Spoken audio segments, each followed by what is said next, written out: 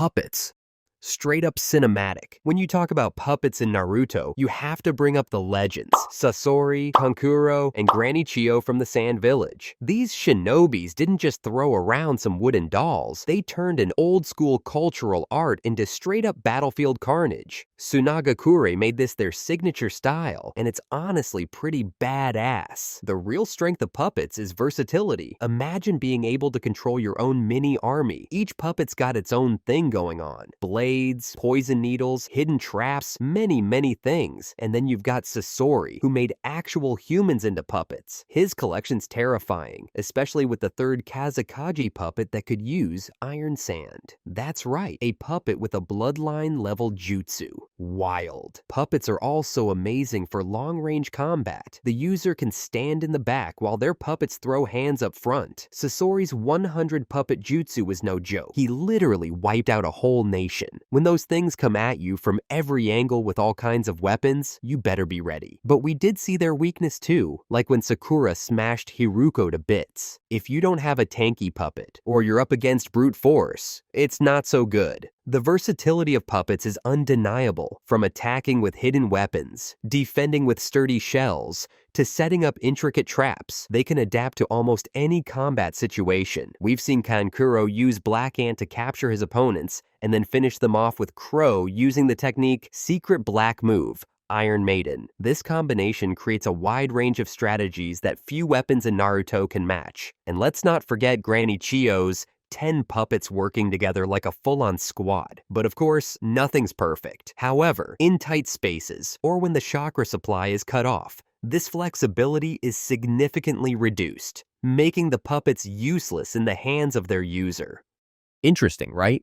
Here, we don't just watch anime. We live every character, every story, every emotion. Don't miss out on exclusive content and fresh takes you won't find anywhere else. Hit that subscribe button now and become part of the most passionate and creative anime community out there. Thanks for the support. This journey wouldn't be the same without you. Next, Sands.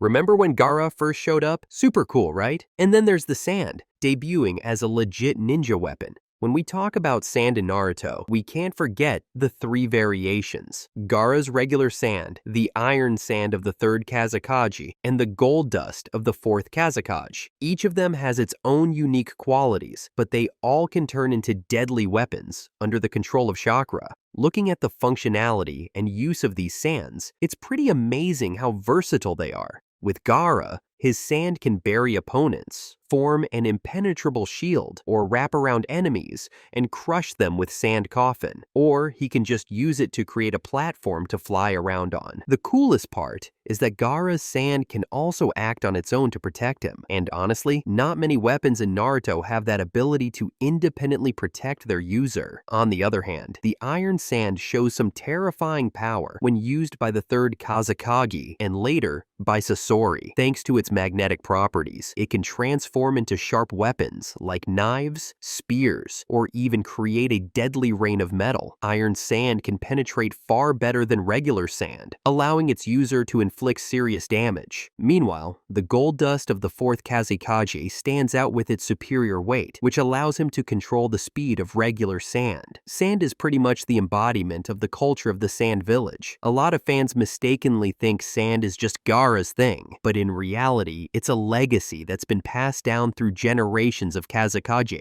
Overall, sand is definitely one of the scariest weapons in Naruto.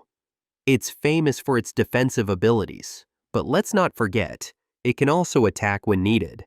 Sand can cause a painful death through crushing, piercing, or even sealing. Swords, blades.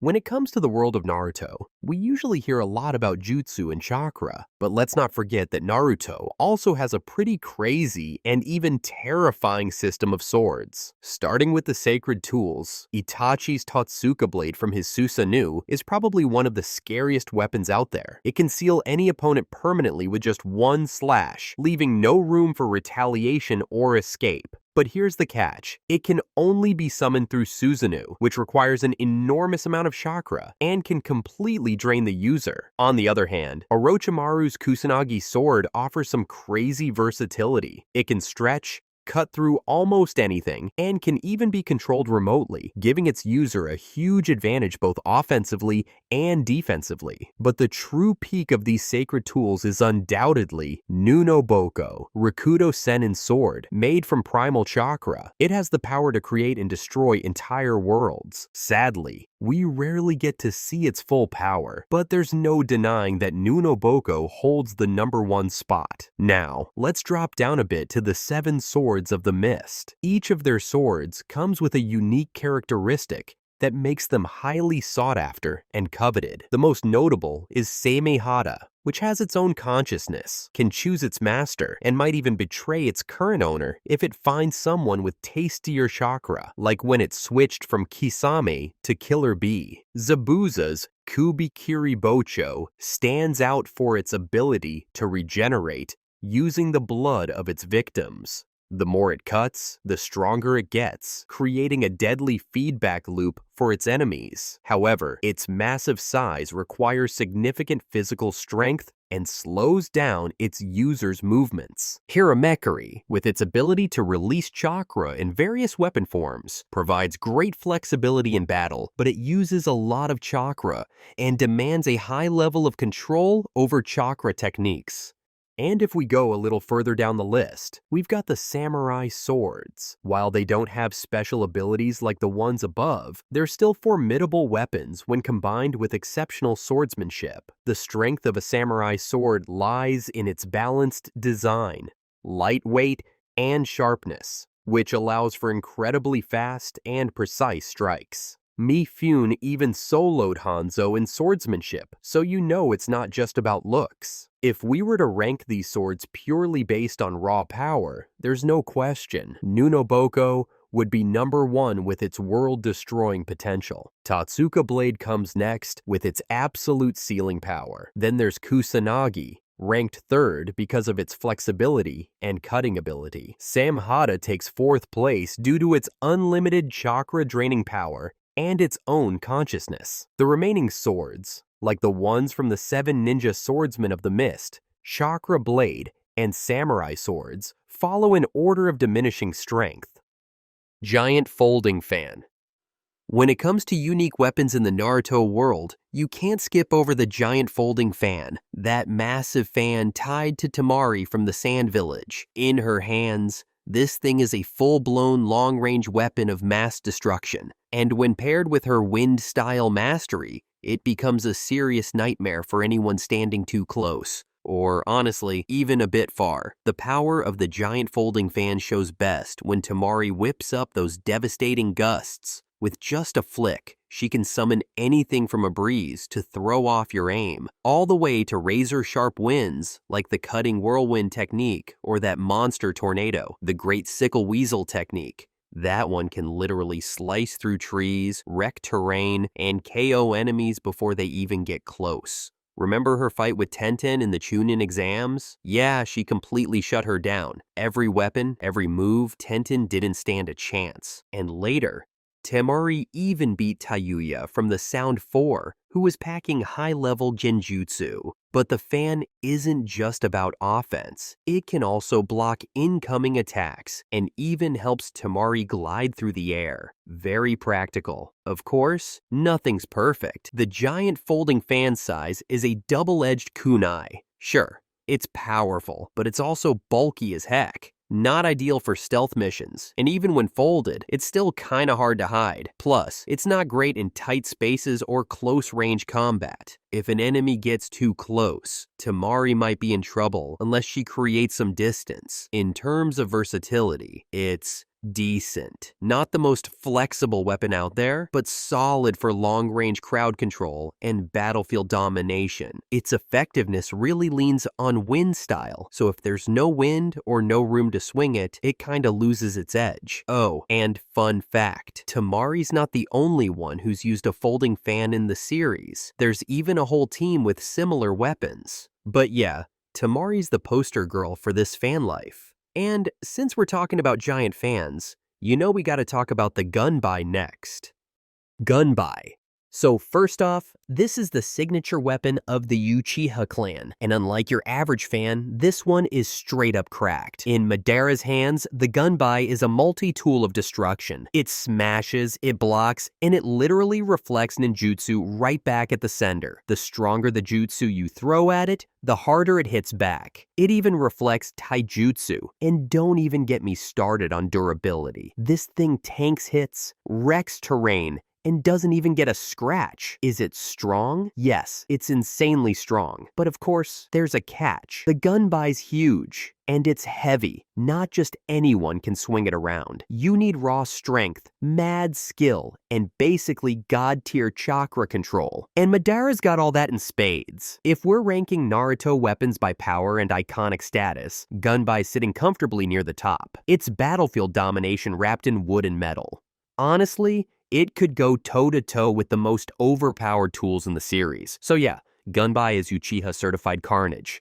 ThreeColored Pills. Basically ninja doping. The ThreeColored Pills are the Akimichi clan's version of steroids, but way cooler and way scarier. These pills come in a set of 3, and each one cranks up your power level like you're hitting a cheat code. The whole concept is wild. They convert body fat into chakra. Efficient? Absolutely. Dangerous? You bet. We all remember the moment when little Choji popped those pills and went full beast mode. The dude went from, "I'll stay in the back," to soloing Jirobo from the Sound 4 like it was a light workout. At the peak, after the red chili pill, Choji's power skyrocketed 100-fold. That's not exaggeration. That's canon. However, that last pill almost killed him.